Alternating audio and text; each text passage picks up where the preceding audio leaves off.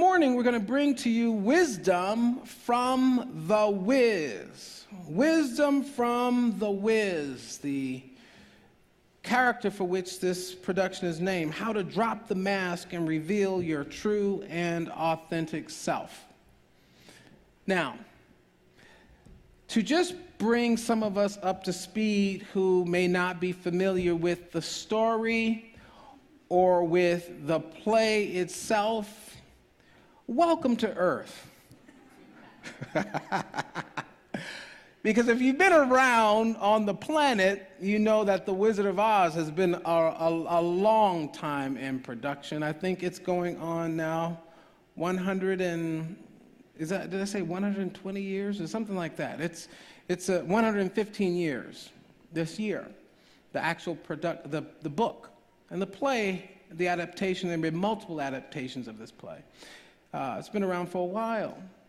So today I'm going to give a little recap for those of you who might have forgotten, to set the context, and then we'll bring you wisdom from the Wiz. So it starts by Dorothy, a little girl from Kansas, getting lost after having a conversation with her mother. A storm comes and sweeps her up and takes her away into this mystical place called Oz.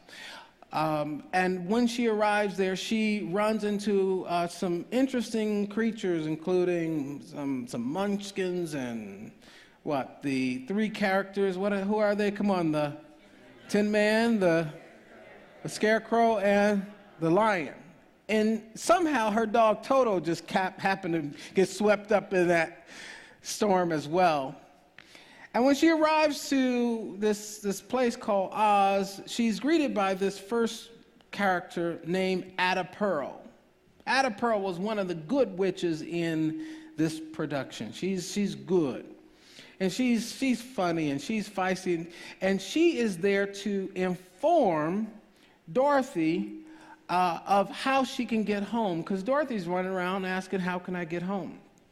So Ada Pearl said, sweet thing, let me tell you about the world and the way things are. You have come to a different place, and I know you've traveled far. Now that you've told me what it is, I'm going to point you toward the Wiz. He's the Wizard of Oz. He's got magic up his sleeve. And without his help, it's impossible to leave. Fantastic powers at his command. And I'm sure that he will understand. He's the Wiz, and he lives in Oz. So guess where Dorothy wants to go? Brooklyn. She wants to go to Brooklyn. She wants to go to Oz because in Oz, there's this person there, there's this magical figure there who can wipe all of her problems away with the wave of a magic wand. Maybe he will do something in a potion, but she's going to get her fix when she goes to Oz. And all she has to do to get to Oz is to what? Follow the yellow brick road. In fact, they tell her to just ease on down the road. And so Dorothy does this, and along the way she encounters these three characters, and all of them got issues, y'all. There's a lion with no courage. He's a coward. There's a Tin Man with no heart. And then you've got a scarecrow with no brains. And those are her friends that she... Now, I'm not talking about anybody in here happen to hang around with a little colorful group of people. But we're just talking about Dorothy right now, right? Just talking about Dorothy and her journey. But all of them need something that they seemingly don't have, and so they also ease on down the road to meet the Wiz, who's going to solve their problems. So finally they arrive to this place called Emerald City. When they get to Emerald City, it is sparkling, it is bejeweled. All the people are there. They're dressed to the nines. They are the in crowd. They've got shades on. They are just the creme de la creme. These are the people you want to hang out with. You know what I mean? These are the cool peeps, yeah? You would be the ones found in the Emerald City. Folks like you. Tell them I'd be there. Tell somebody next to you. I'd be there. They drive fancy cars and they parade about with their Prada shoes and Coach purses. You know what I'm talking. Nobody you happen to know, but these people are there. And finally, Dorothy and her friends are taken into the Wiz's palace, where they get to meet the Wiz. And finally, when they arrive in this space,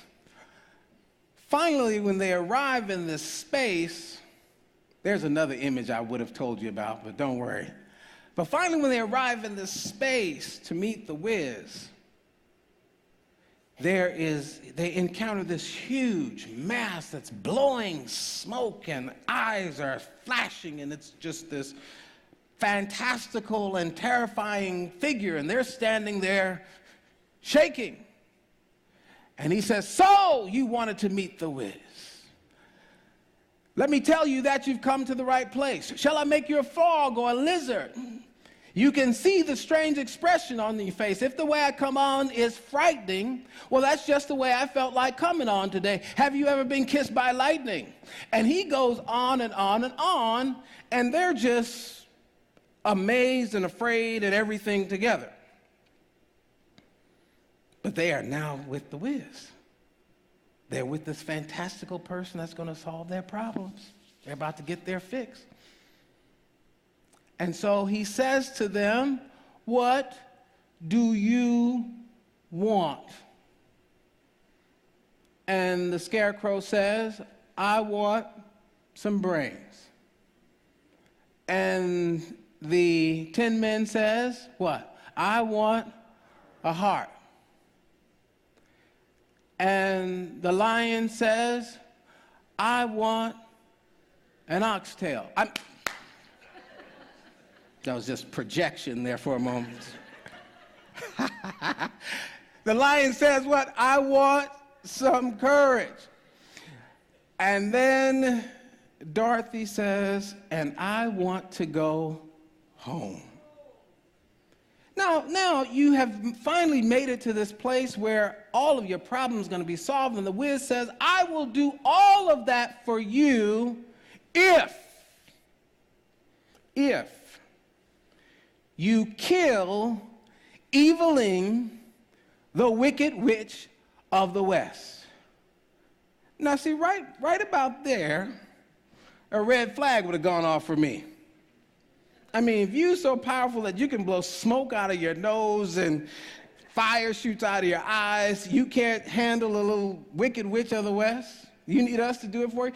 That would have been my cue to exit. All right, no, this is not the one that we need to see.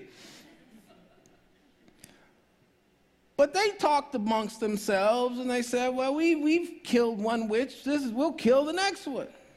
So they literally go out and they kill this other witch, the Wicked Witch of the West, Evelyn.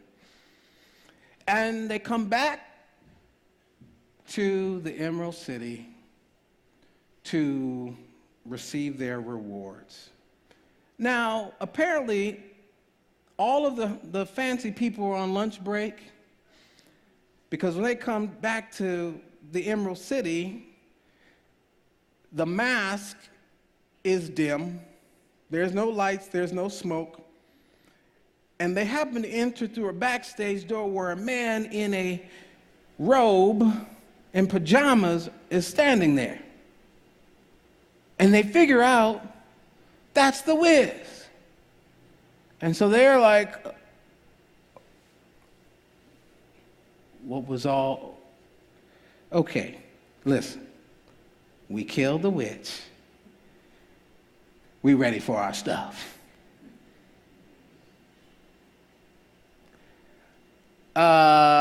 There's just this one thing I need to tell you. I got to come clean, y'all. Like, whoa, wait a minute. So now they're getting nervous because they've killed the witch. Now here's the thing. They don't realize that they killed the witch. Let's just keep that in mind. They somehow still are looking for him to do something that he couldn't do for himself. They have already defeated the witch. Are you following? So can we get some brains and some courage and, a ticket home for Dorothy? And what's the other one? The Tin Man? Get a heart? Let's leave out the Tin Man. He says, well, I got to come clean, y'all. Actually, Dorothy, I'm just as lost as you are. I got here the same way you got here. You know that storm from Kansas City? I swirled in on that same tornado in my balloon. And when I landed here, the people had never seen a balloon before. And so they named me the Wiz. They hooked me up with this palace. They bowed down and worshiped me and gave me every little thing I ever wanted. So I can't do anything for you. I'm trying to get back myself. And there's the rub. What is this have to do? What does this have to do with me and you?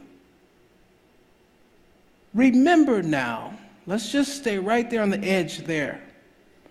Remember now, you and I are here in the earth school for the purpose of spiritual growth.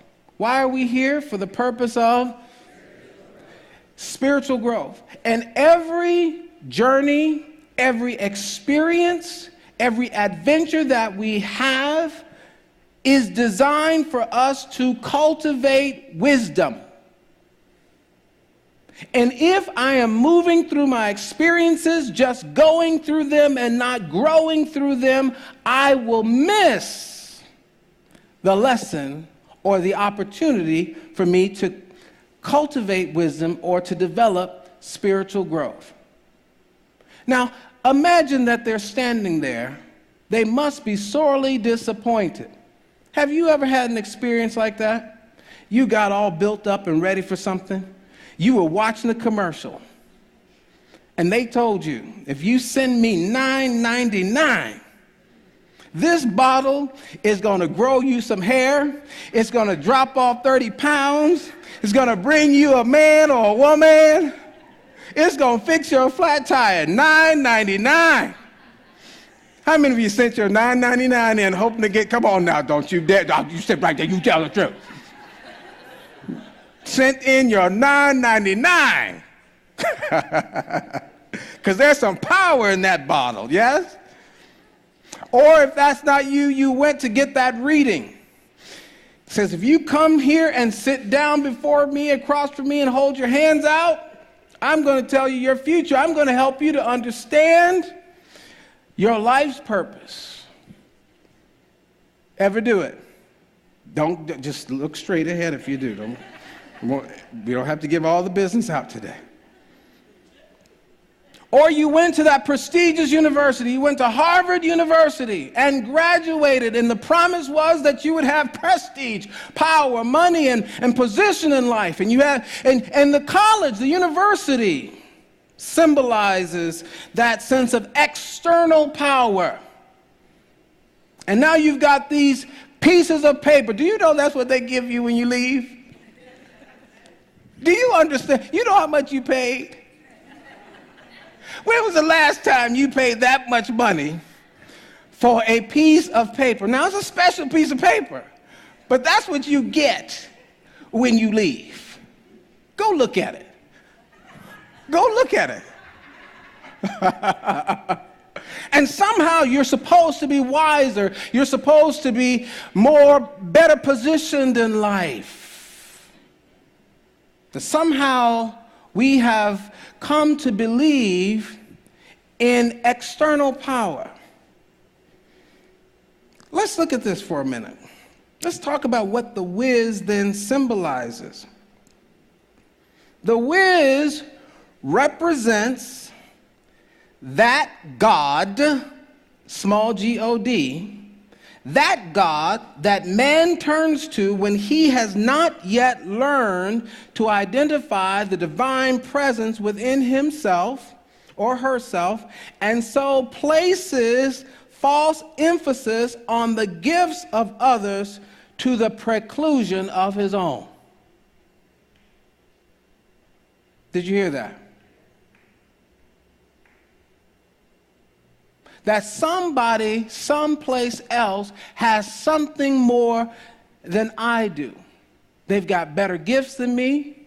They got better talents than me. They got better skills than me. They got more knowledge and wisdom than me. And that person or thing is your whiz.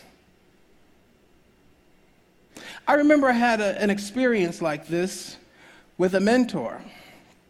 And you expect mentors to bring something into your life that will help you to grow, yes? And of course they do. And I remember this experience where my mentor did something that just completely wrecked me. And I was like, I can't believe he actually did this. And so I was telling somebody, because once that happens, you got to tell somebody. It's not the same if y'all can't stew in it a little bit. You know what I'm saying? Just kind of commit. You got to tell somebody. I'd tell somebody. And now this person, being the wiser in the room, says, well, Kevin, who said that he was incapable of doing this? Who told you that? Well, I sat there for a minute. Who told you, Kevin?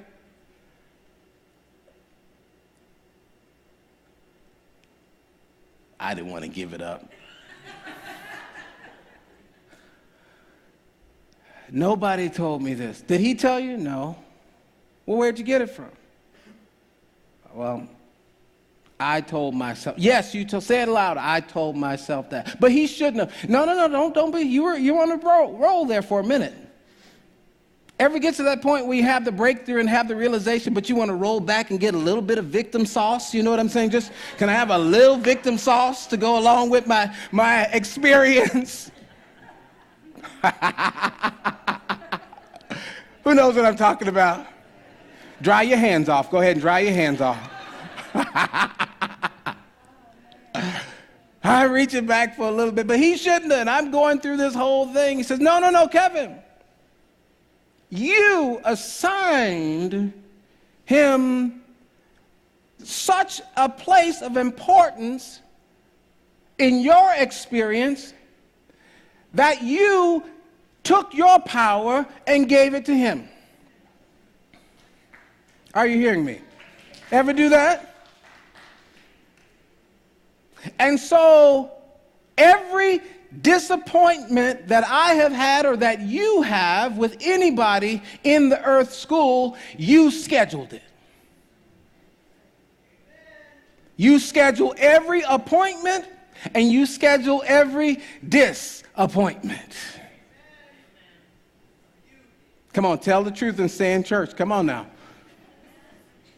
We don't want to take responsibility for that, but I'm telling you, if you can come to this understanding that there is no power outside of you that is greater than the power within you.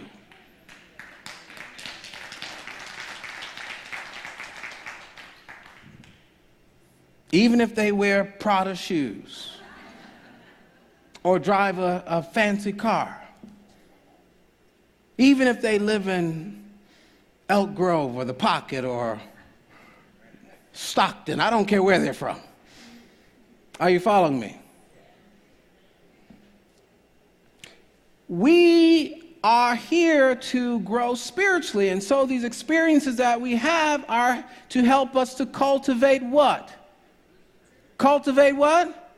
Come on, shout it at me. Cultivate Wisdom. So what is wisdom if I'm here to cultivate it? Wisdom is the idea in the mind of God or in divine mind of orderly knowledge. Orderly knowledge. What is orderly knowledge? It is my ability to rightly apply the knowledge that I have gained. That's why just because you have a Harvard degree, it does not necessarily mean that you are wise. Wisdom is right application of that knowledge. Have you got it? The degree doesn't make me wise. How do I become wise? By establishing a connection with the whispering of that still small voice within you that is always pulsing and guiding you and reminding you of who and what you are in every situation. Are you with me? It's practicing dropping down and listening to that still small voice. And it's not easy to do in front of all the glitz and glam and the outer appearances that can seem very intimidating or seem to be something better. Sometimes the solution looks like it's just nearby. Well, if my grass was green as my neighbor's, then things would get better for me. Fortunately, nobody in Sacramento has that problem. Because my neighbor's grass is not impressive at all. And I one-upped him on that. My poor lawn, God bless it. It's a thing of the past. That's all I have to say. So this ability to stop comparing ourselves to some other God out there is the big realization and revelation that we must have in order to become wise. Let's go to scripture on this for a moment. Exodus, the 20th chapter, starting with the first verse. This is from that passage that we are familiar with, the Decalogue. Are you familiar with the Decalogue? Or the 10 Commandments. Are you familiar with those that you have broken? Those of you who have not broken at least one of the 10, levitate right on up off of your chair for us, please.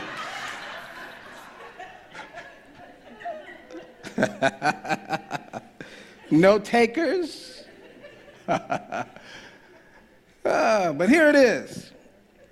Starting at the first verse, it says, "Then God spoke all these words. I am the Lord your God who brought you out of the land of Egypt, out of the house of slavery. You shall have no other gods before me." And in another more familiar verse, it says, "Thou shalt have no other," come on, "gods before me," little G-O-D. Now here's an interesting thing. It did not say, "Thou shalt have no other gods." Did it say that? Because you have some gods, don't you? And these gods, if properly placed, can inspire you to be a greater expression, can inspire you to fulfill your potential. Like my mentor, that mentor was a god, if you will. Each one of us having a spark of the divine in us. That's what I'm talking about. I'm reading straight from the book. So you should be inspired by the people that you're surrounded by. There should be things in our society that gives us a sense of motivation and gives us a sense to want to do better for ourselves. Do you know what I'm talking about? These little gods, G-O-D-S. In fact, somewhere in there, Jesus says, "Know that ye are gods." So there's this recognition, even from the Most High, that I will recognize the little divinities, the little sprinkling and the sparkling and the sparks that you have of divinity, but just get it straight. Just don't put it where? Before So those that you have placed in your life on a pedestal, they got there because you put them there. You thought that because you married, that all your problems were over because he came into your life? I know how Anita feels, and it's half true.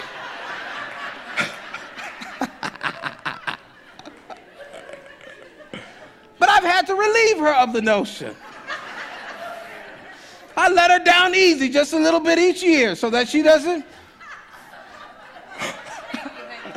I lower the bar each and every year.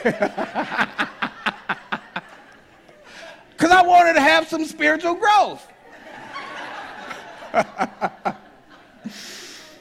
Are you hearing me this morning? Nothing outside of you want to elevate to the place that the presence and power of God belongs. Because when you do that, you are serving personality. This is what made them afraid. They were afraid of the wiz's personality. He had a stronger personality, and sometimes you will engage and move through life with someone who has a very strong personality, and you will begin to doubt yourself because your personality is not as strong as someone else's is. Do you understand? But the personality is not the real of you. The personality is the mask. The real of you is individuality.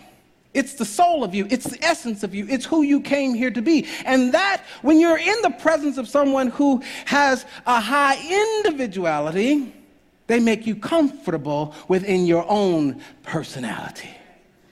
Are you hearing me? You feel empowered by them.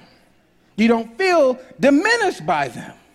You feel more whole when you're in that individual's presence. Are you following me?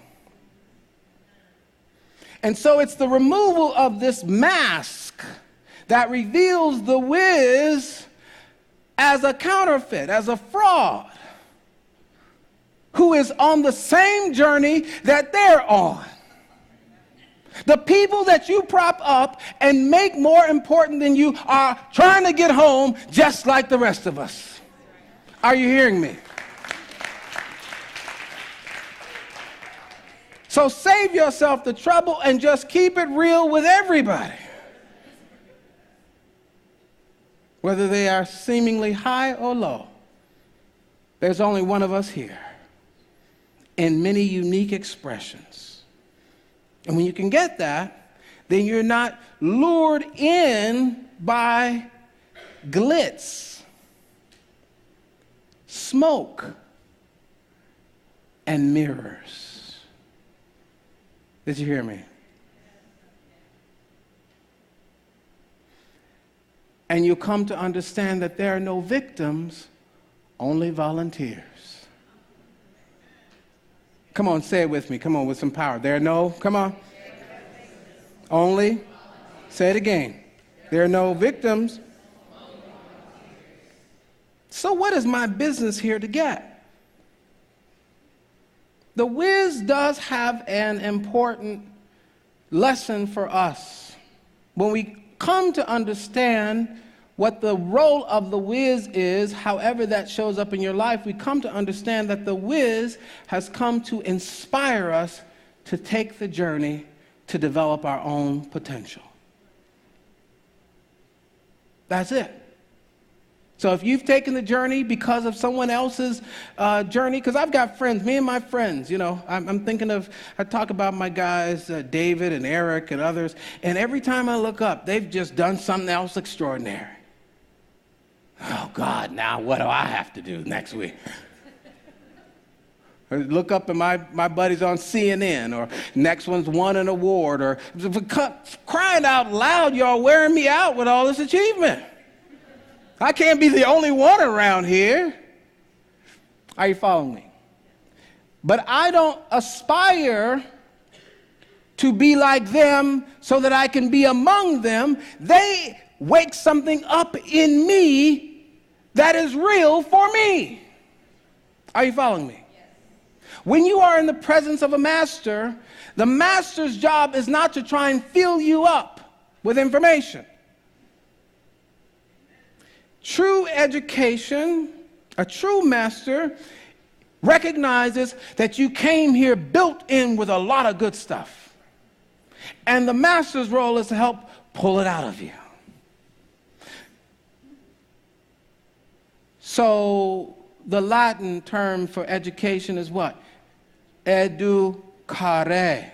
Educare, which means to draw forth from within you. What is it? Come on, to draw forth.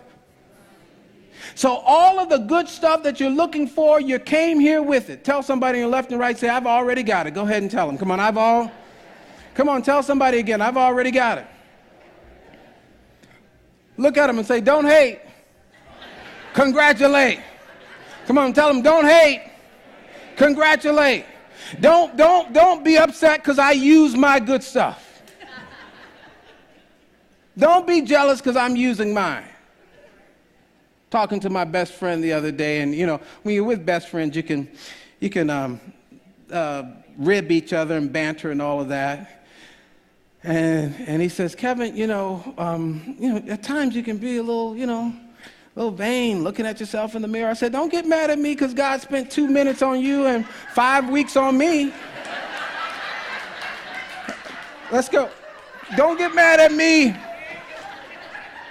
God spent, 2 seconds on you and 5. I've got to live with this. I've got to give thanks for what God did with me. You work on it now. They've got some stuff that came out with some cosmetics and some creams you can work with. You can get there. You just keep working on it.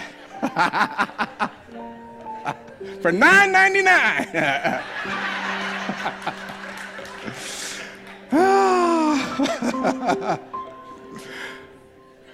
I can play with my friends like that. But really and truly, we need the whiz. We need the inspiration that the whiz brings to us. Because if there were not some in our lives, we would not be as far as we are today. We would not have gone as far as we have gone today. But just put it in its proper perspective. Put it in its proper place. And recognize the central message that the whiz comes to teach you is to believe in yourself. That's what happened. After all was said and done, he looks at Dorothy and the Scarecrow and the Tin Man and the Lion and says, if you believe within your heart, you'll know that no one can change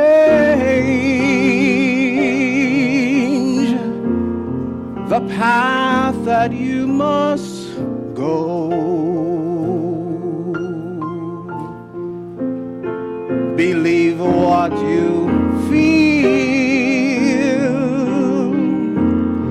and know it's right, because the time will come around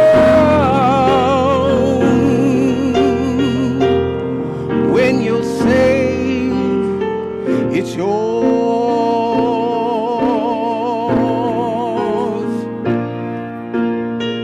Believe there's a reason to be.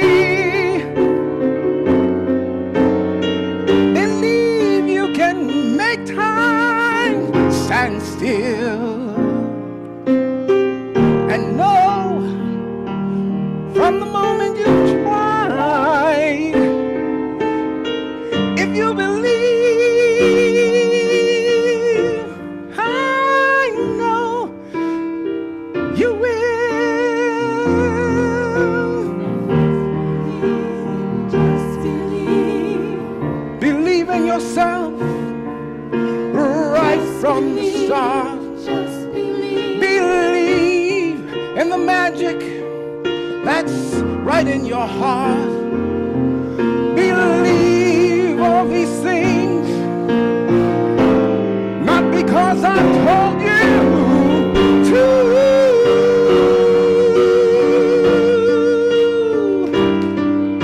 Believe in yourself. Just believe. Believe in yourself. Just believe. If you believe in yourself as I believe